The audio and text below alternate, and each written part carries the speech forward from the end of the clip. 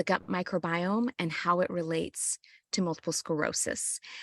We are going to be talking about lots of actionable tools, including probiotics and lifestyle tools, to help us move towards a healthier microbiome, because I'm going to be talking to you about the data behind what we do know about the gut microbiome and how it relates to our MS health.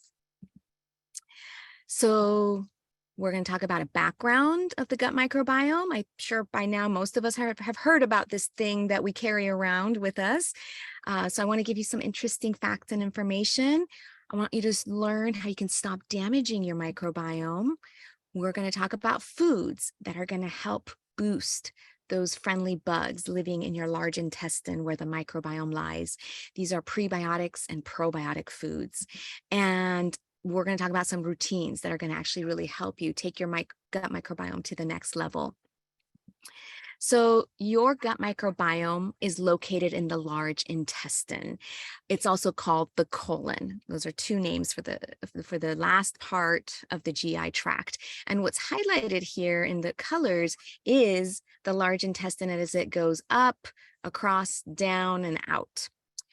And this is where a diverse collection of microbes exist.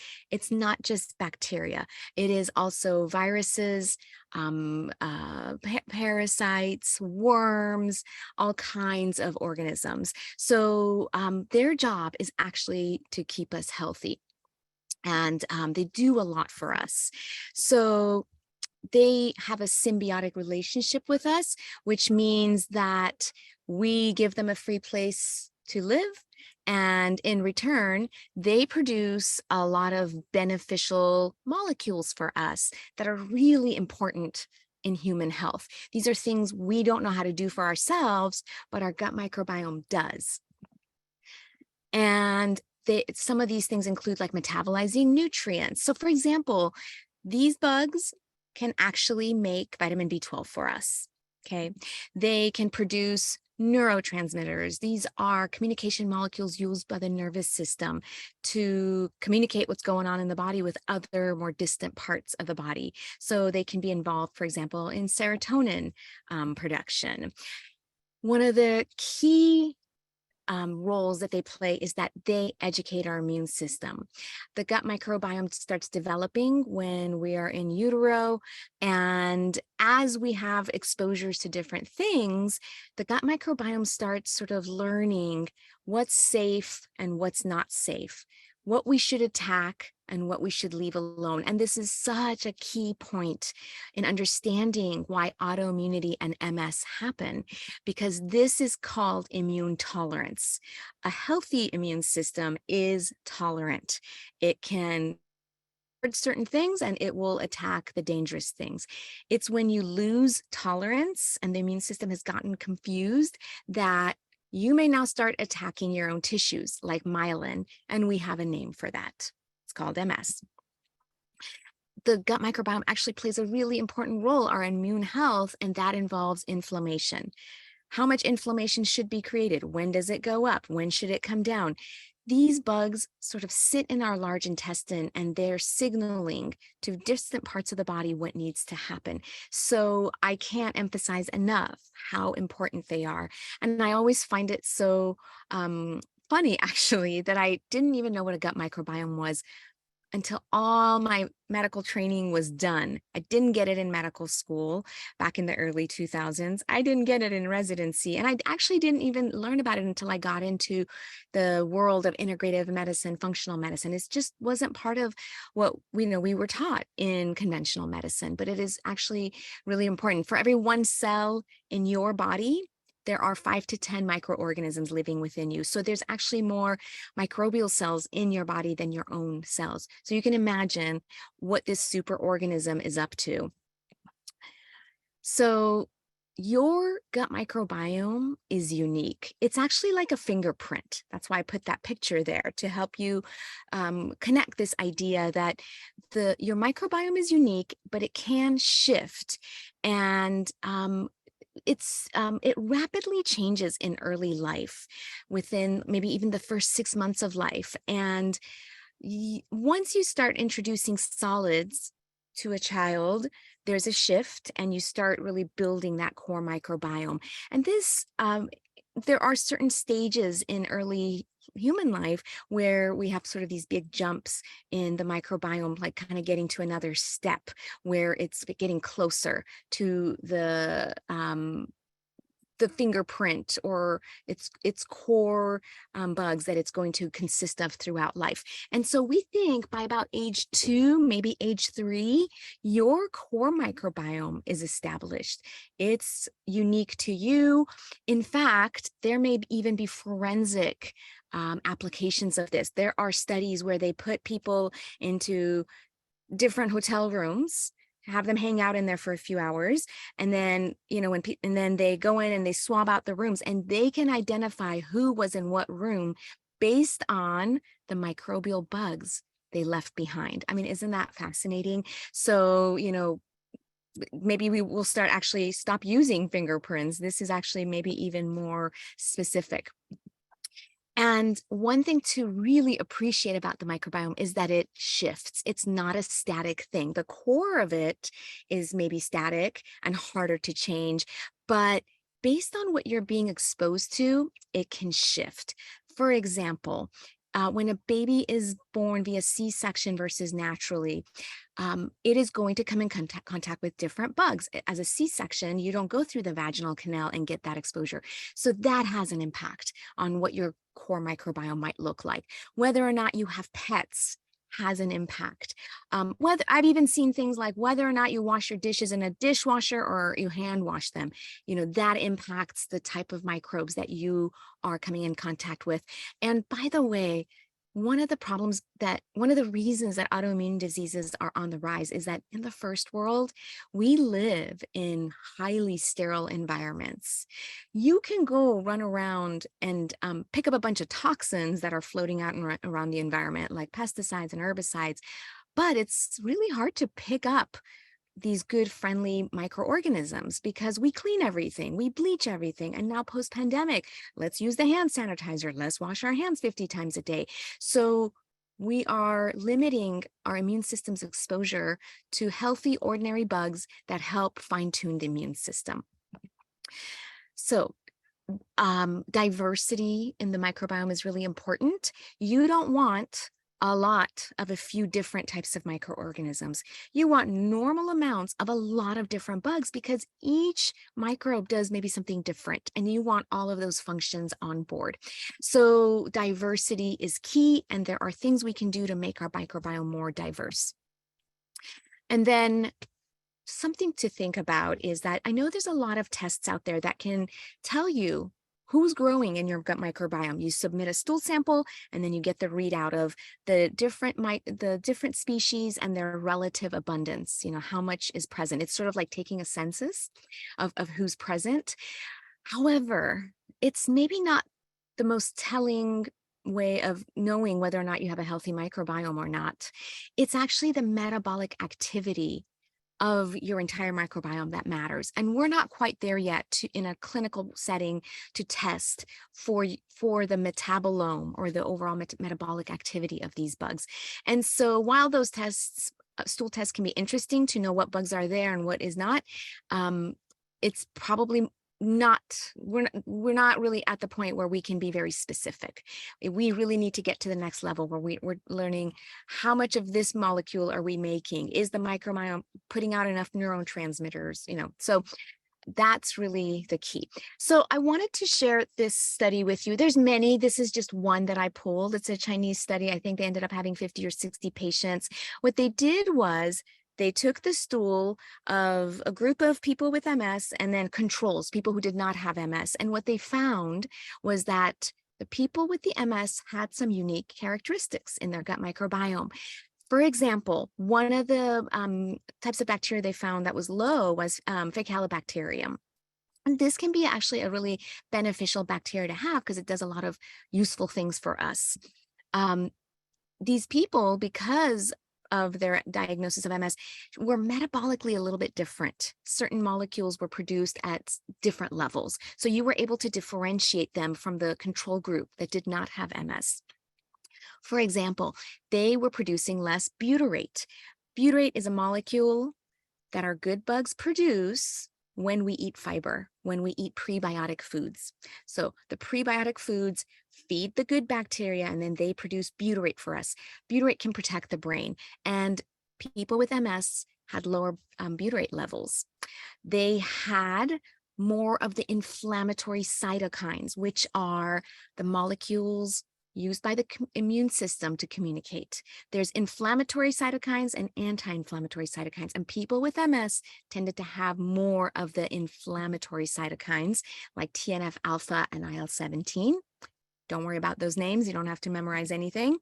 They also saw that people with MS had lower anti-inflammatory cytokines, right? So it's like a double whammy. So one of the, big overarching takeaways from their project was that some of the key functional bacteria were altered in people with MS, and that may actually play a pivotal role in the onset, progression, and maybe even remission of MS. Okay, so we know that there's changes in the gut microbiome with MS. This is a very simple example. There are many other examples. This is another study I wanted to share with you. And it's actually not a study, it's a case study. It is about fecal microbiota transplantation. So basically a stool transplant where you take a healthy stool sample from a healthy donor and you give it to someone who has a health condition, and then you look and see if they improve. This is actually used a lot in people who have diarrhea that does not go away with all kinds of antibiotics. There's something called C. diff colitis, and stool transplants are actually an approved therapy for that. So here's what happened. This is just 3 case studies. This is not a big study. 3 different people. Fecal microbiota transplants were done for GI issues. These people had either like constipation, diarrhea, or some kind of inflammatory condition. Not only did they have improvement in their GI issues, and they had somewhere between 5 to 10 a series of stool transplants. So they did it 5 to 10 times. The GI issues improved. They actually had prolonged improvement in their MS symptoms. Okay. And if you go ahead and look this up, I put the reference down at the bottom. Their walking improved. They were able to stop using their assistive devices, and the effect was long lasting. So they benefited anywhere between 2 to 15 years after that series of stool transplants. Okay. So what does this mean for MS? Should we all run out and ask our doctors for a stool transplant? Well, first of all, this is a series of case studies. They're not telling us about all the people who had the stool transplant and didn't get better. Also, there are some issues associated with stool transplants. Like, in fact, it can actually lead to some inflammatory or autoimmune conditions as well. So this is something you want to definitely be very careful about. And there's very specific reasons right now where we would do stool transplants for people. But clearly, this is showing us that a healthy microbiome may play a really important role in MS. These 3 people actually had pretty profound improvements in their symptoms, not just GI, but also MS. Okay, so how do we build a healthy microbiome if we're not going to be able to run out and get a stool transplant? Not that I'm actually advocating for that at all.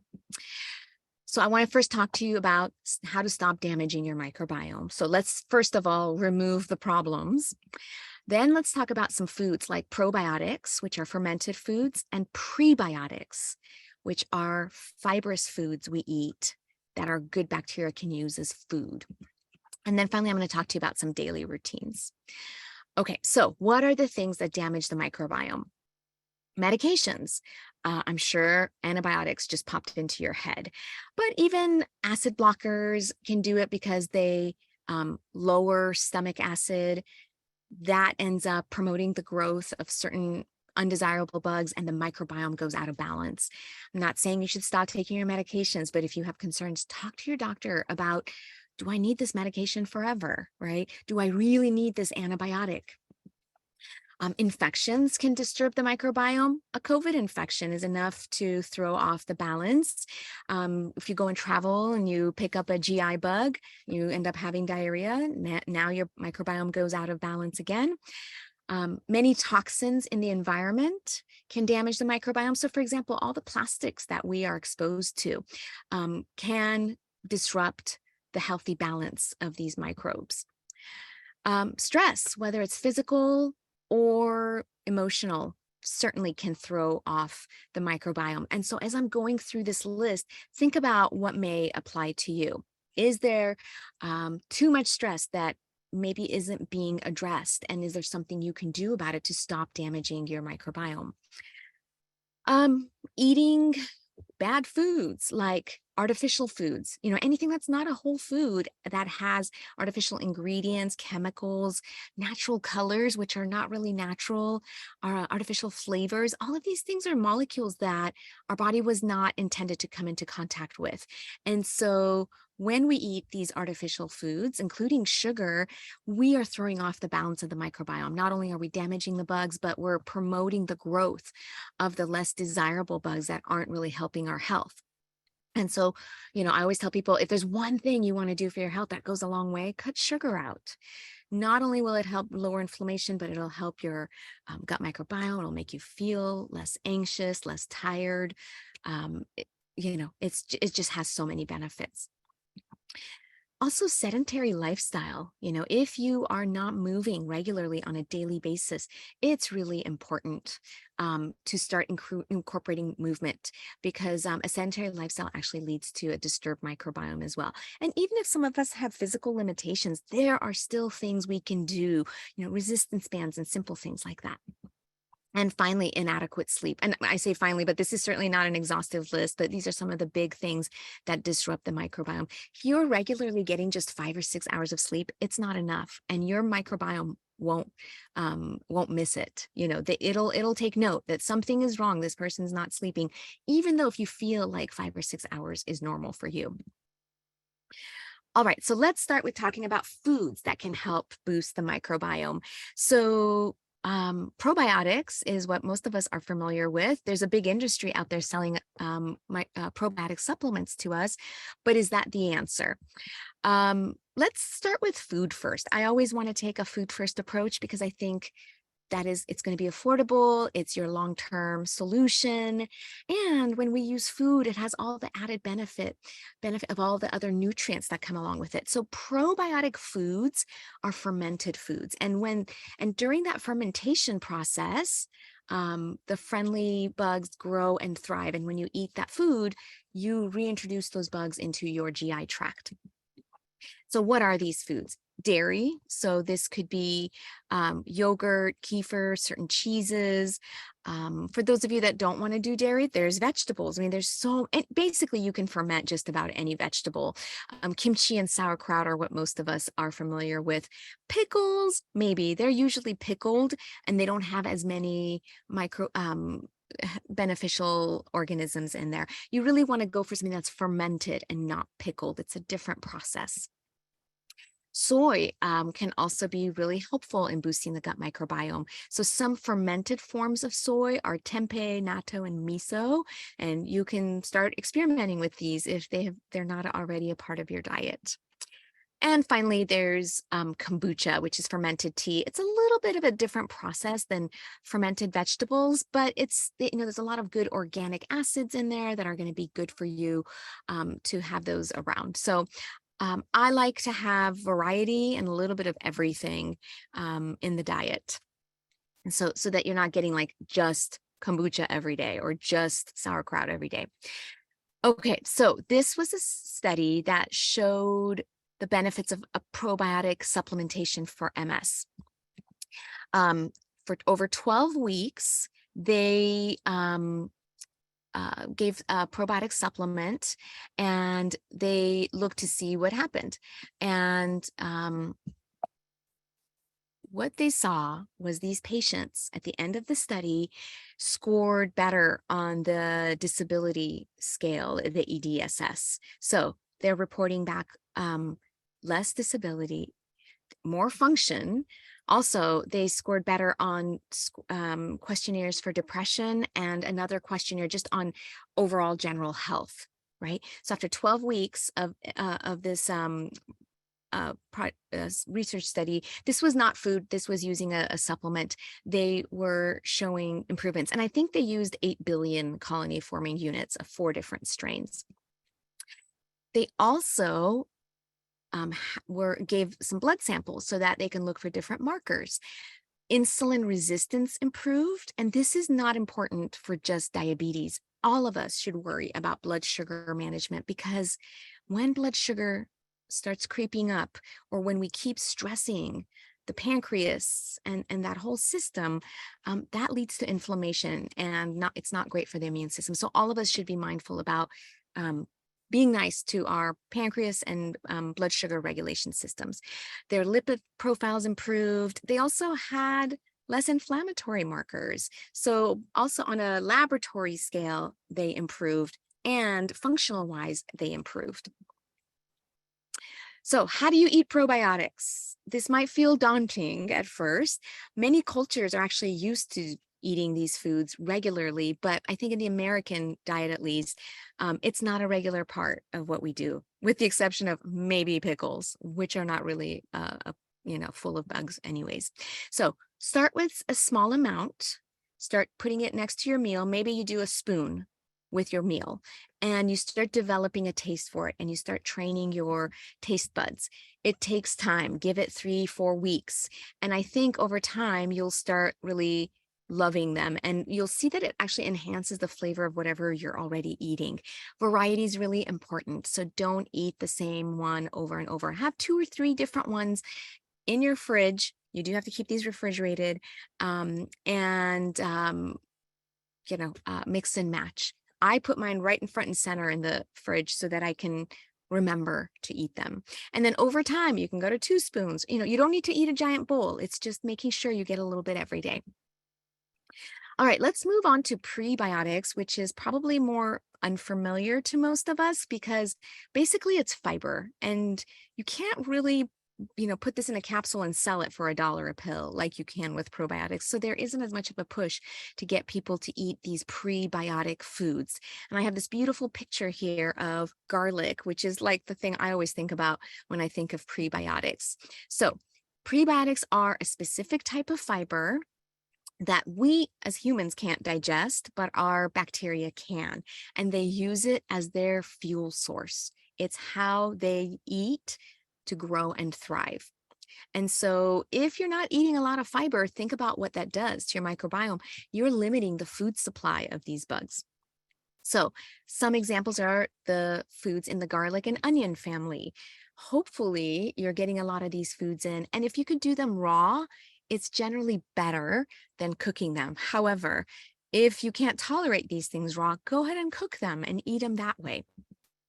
Green leafy vegetables, artichokes, kiwi, banana. There is a lot of different foods that have a decent amount of prebiotics in them. And what you want to do is make sure you're eating them every day, because there are some studies that show that prebiotics may actually play a more important role than probiotic foods. Because if you can keep providing the prebiotics, your bugs that are already in you are going to grow and thrive. And this approach might actually be stronger than keep eating just probiotic fermented foods. Now, if I had to tell you how to do it, I'd say do both, right? Because your microbiome likes to kind of revert back to whatever the core microbiome was. So you have to keep pushing it to this new state by putting in the prebiotics and probiotics. And this was an interesting finding in a study. When they look at the mouse model used in research to study MS, we call these EAE mice, what they found was that prebiotics supported the good bacteria to produce these short chain fatty acids like butyrate. Remember, I said butyrate is a good molecule that helps protect the brain. And so they were able to see that these mice were better supporting their nervous system. They were healthier. So prebiotics are important. We do have some data. It's not a ton of data, but this system works on prebiotics driving the growth of your good bugs. Okay, so I put this picture of this dizzying intersection because I'm thinking of the microbiome now as the intersection of where environment and physiology come together, right? So I talk a lot in my Truemedicine program with people about epigenetics, which is basically the study of how environmental factors turn genes on and off, because DNA is not turning on and off on its own. It's waiting for a signal to know which part of the DNA needs to be transcribed and read and turned into proteins and other molecules. And so the signals from the environment include infection, stress, trauma, toxins, how we sleep, how we eat, what are the foods that are coming in.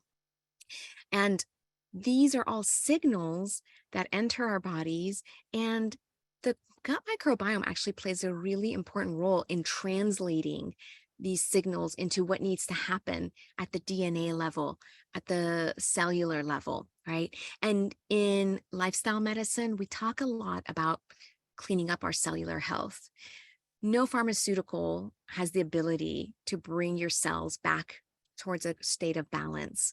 It's really just lifestyle habits and how we clean up our environment. So if we can create a healthier, cleaner physical environment and internal environment, like in our mind and body, in turn, our biochemistry goes back towards a place of balance. We turn on the useful genes, like the anti-inflammatory genes, the antioxidant genes, rather than the opposite. Okay, so think about this. We actually have choice in this, right?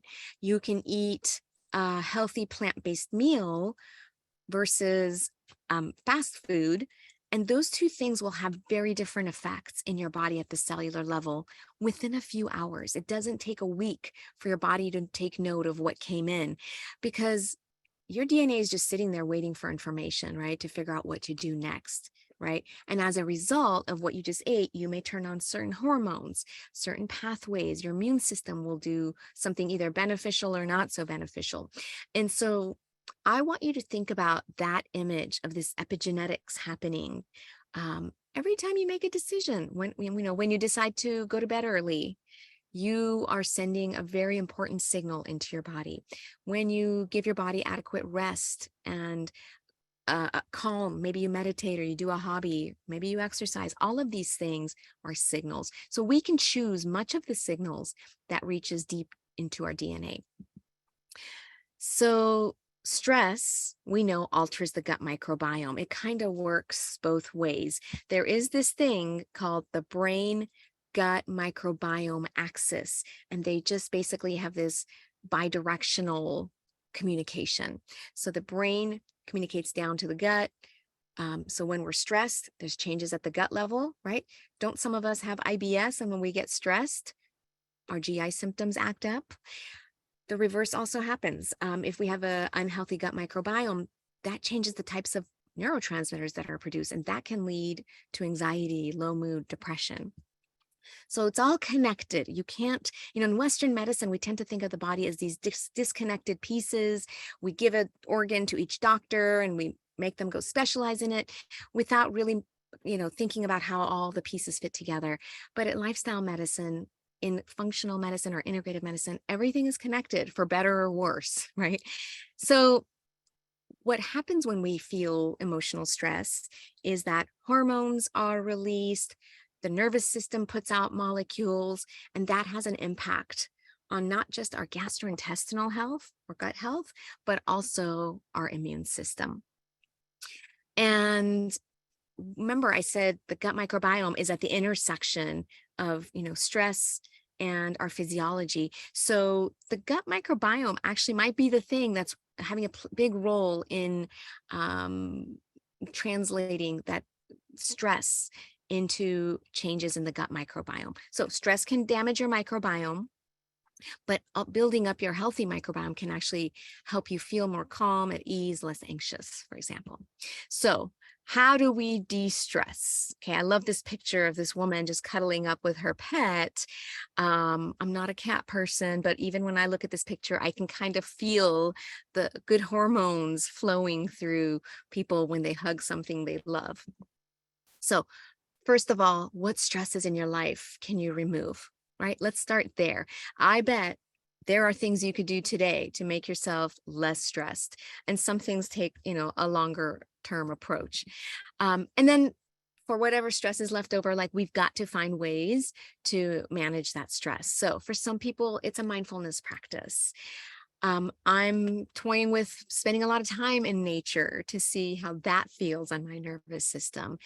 Doing things that are joyful. You don't always have to go sit in silence for 45 minutes. You could dance in your kitchen or dance with your kids, spend time with people that make you feel good, move your body and exercise. For me, that's my meditation, is getting on my treadmill and running as fast as I can, and not being able to think about anything else because I'm so focused on that activity. So anytime you can focus on something where you kind of lose sense of time and space, that's great when you're in flow. Maybe that happens with prayer, a hobby. Also, doing nothing. This might be the hardest thing, actually, to do nothing.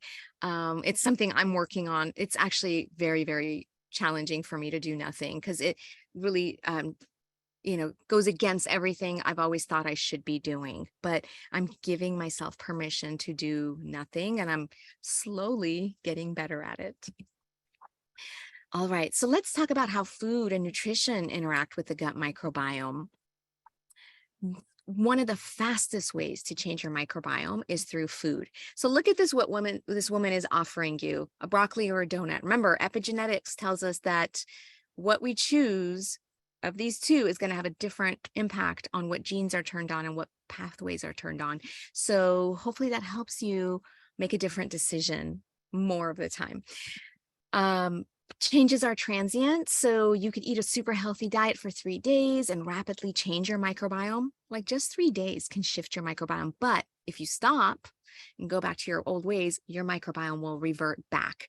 And so these changes are transient, but what we have to do if we really want to change the microbiome is to keep promoting change by eating the prebiotics and the probiotics and the plants and these really densely nutritious foods, which are basically plant-based foods.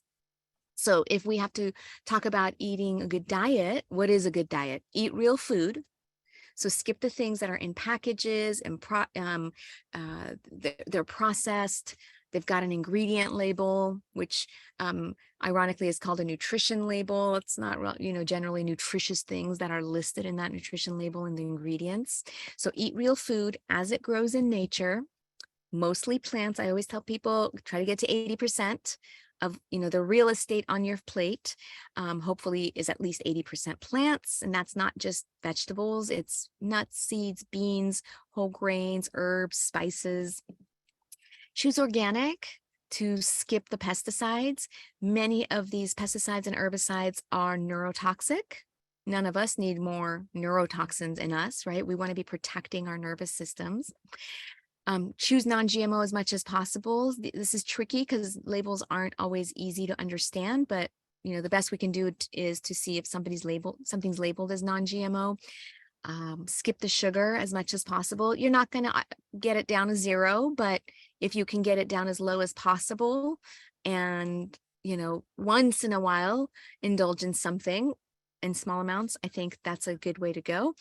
And remember, prebiotics and probiotics. So prebiotics are the foods with the good fiber that feed your good bugs, and probiotics are the foods we eat that contain the healthy microbes to reintroduce them back into our GI tract. Interestingly, I think I've read that whether or not you get your probiotics from food or a supplement, they generally hang out in your gut for about 3 to 5 days. So this is why you need to keep reintroducing them.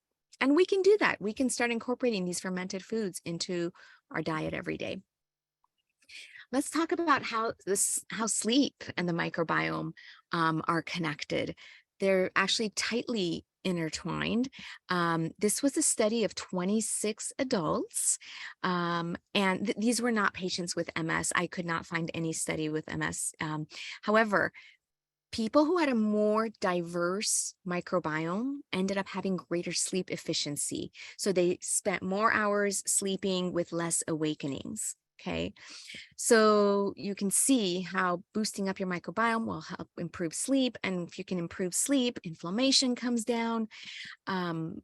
So how do we work on sleep? I think sleep and rest tend to be very elusive unless we're being very intentional about it. Like you got to put yourself on a program and really commit to it. So it's your bedtime routine starts in the morning when you wake up. Hopefully you are outside and spending at least 30 minutes under natural light, rain or shine. Okay. Natural light is actually very much more intense than what you get inside your home from your home lighting. And when you're spending time outside early in the day, you're winding up your circadian clocks. You're telling your cells and your circadian rhythms, hey, this is daytime.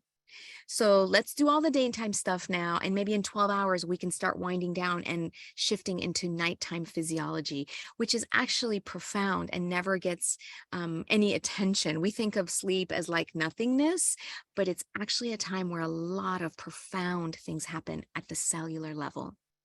It's when we're cleaning up the gut and consolidating memories, right? It's when we kind of start filing away what memories and events we want to keep and what we want to prune and give away, and we don't need it. So we talked about spending time outside under natural light. If you can't get outside, at least open the curtains and go sit under a window. Also, exercise daily helps because it is the most powerful regulator of nighttime sleep. If you want to improve the quality of your sleep where it's deeper, please exercise every day. There's just nothing like it. There is no medication that can rival what exercise can do for your sleep quality at night. Then you got to have your bedtime routine. So at what time are you willing to put away your devices, stop working, whether it's for your job or just around the house, and to go into rest and relaxation mode? We all need that time to let our bodies unwind. Because remember, you told your brain in the morning that that was daytime. So now your brain is expecting you to start slowing down so that it can prepare for this transition into sleep. So this is what a bedtime routine is all about. Stop doing stressful things. Do something that's relaxing and that feels good. Like you deserve that.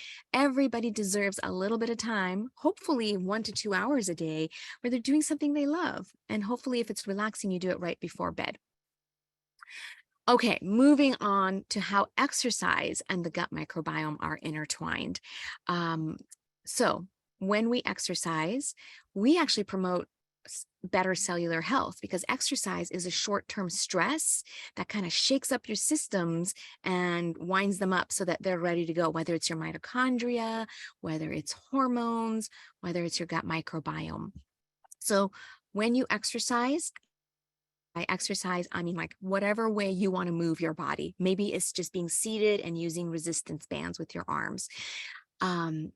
If movement is very limited for you, maybe somebody passively moves your body, your arms and legs for you, right? There's lots of ways to adapt exercise to feel good to your body. When we move our bodies, our muscles, our cells have to respond by putting out more energy. And so we build more mitochondria and our existing mitochondria work better, right? And as a result of just this movement and added short-term stress, we end up developing a healthier gut microbiome. And so we think, again, the gut microbiome is sitting there translating the benefits of exercise to creating a healthier mitochondria system, a healthier hormone system. So again, the gut microbiome is really important as a central sort of processing center to translate information from the environment into what is going to happen to us on a physiologic level. And there's data that shows that people who are more sedentary or people who do extreme exercise can actually damage their gut microbiome. This actually makes me think of Olympians, right? Extreme training, many, many hours a day of, this physical activity can actually damage the gut microbiome. It's interesting. For a lot of athletes, for women, for example, their HPA axis, which is the hormone axis, can actually shut down, right? If you're undergoing extreme physical stress, maybe that's your training, your body goes, that's not a good time to have a baby. Let's stop menstruating, right? Because your body can't support a pregnancy. And so that's like the wisdom built into our bodies. So anyways, never want to be extreme, just do normal exercise that feels good to you. And so choose exercise that's fun, because you just won't do it if you hate it. Schedule it and honor it. You showed up to this session today. If you put your exercise on your calendar, maybe you'll start showing up to that too regularly. I think a good question to ask yourself is, how does my body want to move today? I don't think every day you're going to want to do your routine that's maybe at the top of your ability. Some days your body just might feel like it needs to rest and needs to be nurtured. So maybe that's a day where you do something like a restorative yoga, even if it's 5 minutes, right? And maybe if you are feeling good, you work towards increasing your exercise intensity by 5 or 10%. If you walk, maybe you pick up your walk or go on an incline. If you use resistance bands, maybe you use the tighter ones where you have to exert a little more pressure, or you spend more time in doing exercise. Okay, and then I also want to talk about the impact of just pollutants in the environment on the gut microbiome.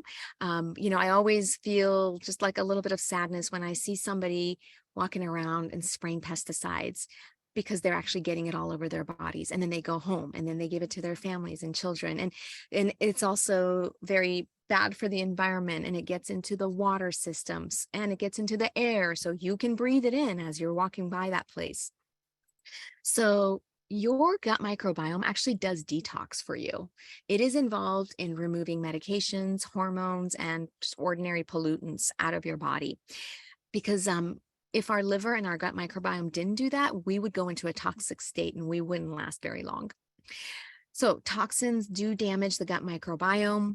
There was a study that showed pesticides damaged the gut microbiome, and that led to obesity and insulin resistance. There are toxins out there like BPA found in plastics that are obesogens. They lead to obesity. It's not the only reason people become obese, but it's one factor.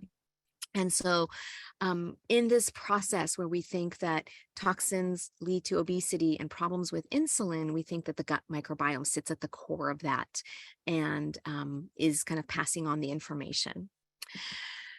Okay, so how do we cut toxic exposures? Well, first of all, let's get exposed to less stuff. And so some of the highest yielding things you could do is get an air or water filter, a HEPA air filter, and hopefully a reverse osmosis carbon filter. All those products you put on your body, shampoo, toothpaste, deodorant, makeup, hopefully they're non-toxic because you're putting them right on your body and they're entering. Cleaning products, you don't need bleach. You don't need all of those scented products. Really, truly, all you need is a spray bottle of water and vinegar, mix 50-50. Maybe you put a couple of drops of soap in there that's non-toxic, like Dr. Bronner's soap. Sometimes I even put essential oils in there. That is enough to clean toilets and bathrooms. Yes, you do have to keep up with it, but let's not create these ultra sterile environments where we lose access to ordinary bugs that fine tune our immune systems. Think about if you're going to buy any furniture or bedroom furniture, bedding, pillows and mattresses, choose non-toxic. If you're on a foam mattress and as that thing is breaking down, you're breathing those molecules in, and it's an exposure. So hopefully you're spending 8 to 9 hours with your bedding. Make that non-toxic. Spend money there. Don't buy a lot of stuff, but buy good stuff. And support detoxification. This is something we never talk to our patients about in Western conventional medicine. Even our liver doctors aren't really talking to people about detox. But this is the process of taking unwanted things that enter the body and getting them out. And your liver and your gut microbiome do a lot of detox for you. So, how do we do more detox? Eating more plants, drinking enough water to pee things out. You got to open the exit doors. Have a day about, oops, lost my slide there. Sorry about that. Oh, there it is. Okay. So, to support detoxification, you want to eat a lot of plant-based foods. You want to make sure you're hydrated, daily bowel movement. Remember, these are your exit doors that are going to get stuff out. And even sweating is a way to remove toxins from the body. When you sweat, make sure you wipe it off so they don't get reabsorbed back into the body. Okay, so the whole point of today's talk was to better support and protect your gut microbiome. If we can damage it less, and if we can put into factors the things that are going to help the gut microbiome grow and thrive, we will actually move towards a place where we can get these bugs to do the things for us we don't know how to do for ourselves. So I always talk about autoimmunity being a spectrum. You could be on the left side where your immune system is ticking away very nicely. It has tolerance nicely built into it, so it knows what to attack and what to leave alone. Or you could be at this orange end where you're dysregulated. The immune system's gotten confused. It's forgotten the rules. It's now attacking myelin. Maybe it's attacking joints. And we call that rheumatoid arthritis, for example. And maybe the immune system is not getting the signal to turn down inflammation. So on the right, we have a lot of inflammation, dysregulation, and autoimmunity. This is not an all or none switch where you're either on or off. It's a spectrum, and you can move back and forth based on what factors you are coming in contact with. So I gave you lots of ideas about what you can put into place to move towards the cooler side. Let's cool things off and move our immune system to a more regulated state where it can start following the rules a little bit better. Well, how do you do all of this, right? We all know that sleep and exercise and good food and stress management are good for us. It's harder to do, and this is why I think people don't make as much progress, and maybe they have more relapses and progression than they need to. We talk about MS being an unpredictable condition, but I actually challenge that. I think we can bring a lot more predictability to it if we can start cleaning up our health.